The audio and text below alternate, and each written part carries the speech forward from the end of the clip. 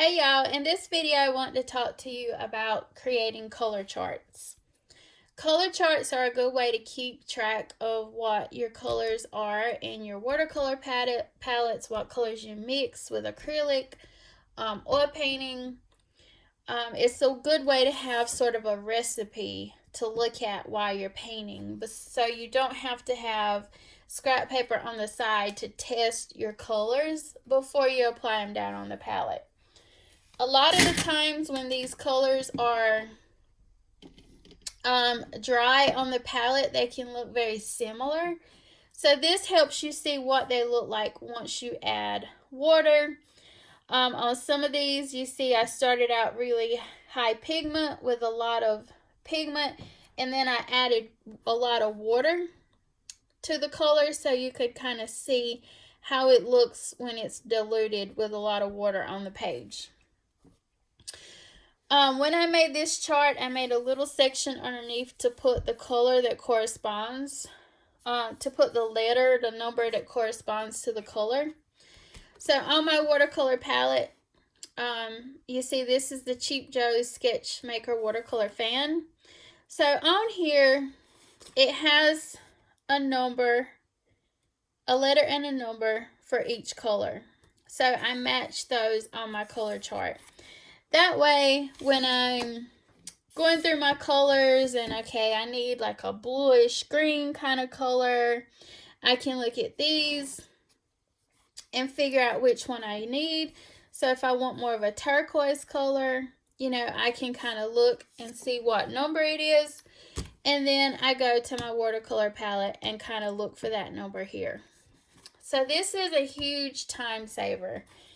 I do this a lot when I'm buying new paints, or if I'm trying to mix colors, say for portraits or landscapes. I've made these color charts, and I'll show you a few more. This is a watercolor kit that I bought by Prima. It's complexion colors, so there's a lot of skin tones in here. And with the kit, it comes with this little chart that you fill out. You add your colors onto the chart, but it's already labeled and everything. You just add your colors. So this is a really good resource. A lot of companies now do these. They'll include these little charts in their watercolor kits or paint kits, so you can see what the colors look like while you're mixing. So some of my charts. This is a chart I made in grad school for skin tones. So you see that I have the name brand of color that I use and the colors that I mixed. So burnt sienna plus 1/3 viridian. And then I have the color up here at the top. And then I slowly add white to it to lighten it up. So this helps me save a lot of time when I'm doing portrait painting. And I'm trying to figure out what colors I need to mix. I can just go to my chart and see, oh, I need burnt sienna plus viridian plus a little bit more alizarin crimson. Okay, so if you were in Art 2 last semester or last year, you know that we did the color charts for acrylic painting. And it helps a ton. It's a lot of work, but in the end, it saves you a lot of work, especially if you're really interested in painting. So for my portrait painting, these are my colors that are in the shadows. And then these are the colors that are in the highlights. So there's a wide range of colors on here. And when I'm looking at a photo or I'm looking at the model while I'm painting, all I have to do is go to my chart, see what color I need, go up here, look at the colors I use to mix that. And sometimes your brand of paint can change your color. So if you really like a color, you like the way it mixes, it's kind of better to stick with that name brand of paint that you used. So on the bottom here, I have some additional colors that I've mixed. So this is just straight out of the tube. This is what Naples Yellow Reddish looks like. And then this is what Jane Brilliant looks like, straight out of the tube. So sometimes the label might get torn off your paint and you can't see what the color is. You can make a little swatch on your color chart so you can see what it looks like out of the tube. So then you can see all my other recipes, skin tones, sky colors. This is a color I would use for a landscape, probably another sky color here. This is a color chart that one of my high school students made. He was working on a landscape painting, had a lot of greens in it. So he was really trying to find that right green. So I had him mix a color chart.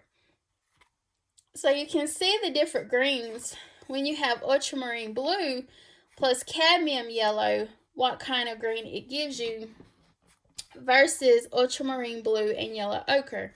Okay, it's a different green. And then for each green that he mixed, I had him add a little bit of white so that you can see what that looks like when you add white to it. Titanium white can make a color look a little chalky.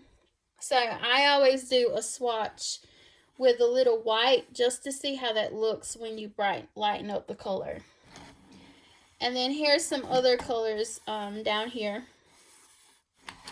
So for these, if you're really interested in color and painting, you can just mix a bunch of colors together and see what you get.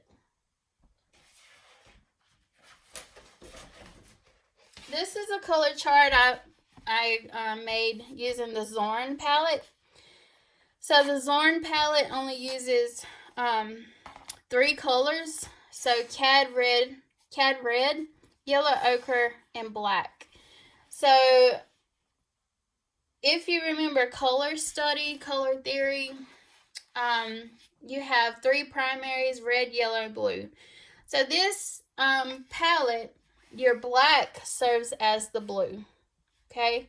And then you have your yellow and your red. And you can see the wide range of colors that you get. And once you add white to these, you can really see like the different tints and tones you can get with just 3 colors, okay? So I'm very interested in color and what effect that has and how it varies.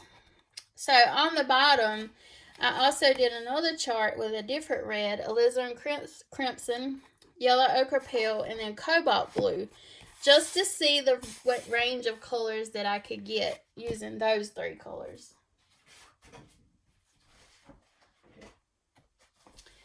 And then this last chart is just random colors. I wanted to see what happens when you mix complements. So what happens when you mix cad red deep and green gold. So with each color, I just mixed a little bit of green until I got to just green, just to see what colors it would make. So there's a wide range of colors on here. If you use lemon yellow, if you mix it with cobalt blue, what kind of greens do you get? If you mix it with ultramarine blue, what kind of greens do you get? And also at the other end, cad yellow. So what kind of greens do those make? So you see they all make different colors. So color is, there's a ton of it. There's a ton you could learn about it and study about color and painting. There's just so much involved with painting that you just barely begin the surface when you start talking about color. So these are a really great resource for me when I'm painting. And it helps save a lot of time. So again, these are my oil painting color charts. And then I make color charts for watercolor. So depending on what kind of paints you have at home, you could start utilizing these charts. Take like an hour to make your watercolor chart, and it will save you a ton of time once you actually get into painting. All right, that's all I have for today. See you later.